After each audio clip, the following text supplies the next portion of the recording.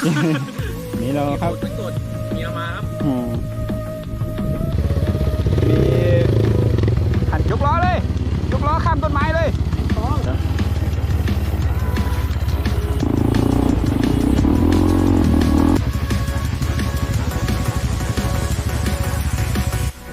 ตอนนี้เรามาพักกันนะครับ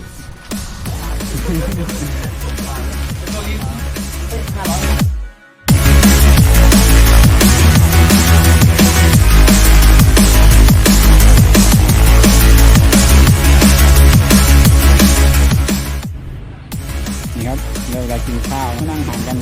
2 เมตรครับ2 เมตรครับน้ำปลายถึงจะกินเราจะไปกันต่อแล้วนะครับข้าวอร่อยครับราคาถูกนะครับกล่องมานั่งกินกันตรงนี้เอาน้ำมาให้เราด้วยครับฟรีๆน้ำขวดสถานีต่อไป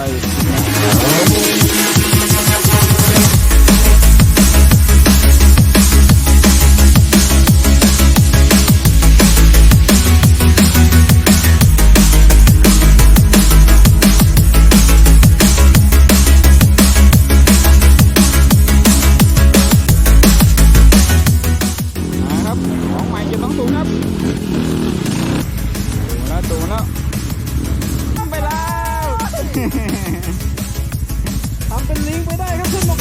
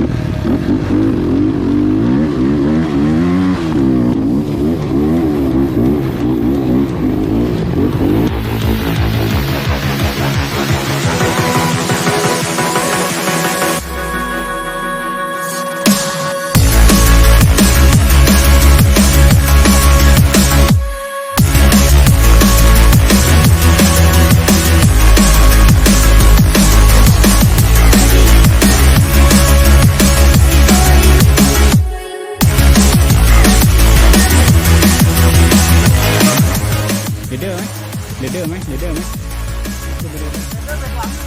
ดูเกียร์ลงไปเลยเกียร์2ลงไปเลยแล้วก็ให้มันติดตึ้มเลยจะได้ไม่ต้องสตาร์ท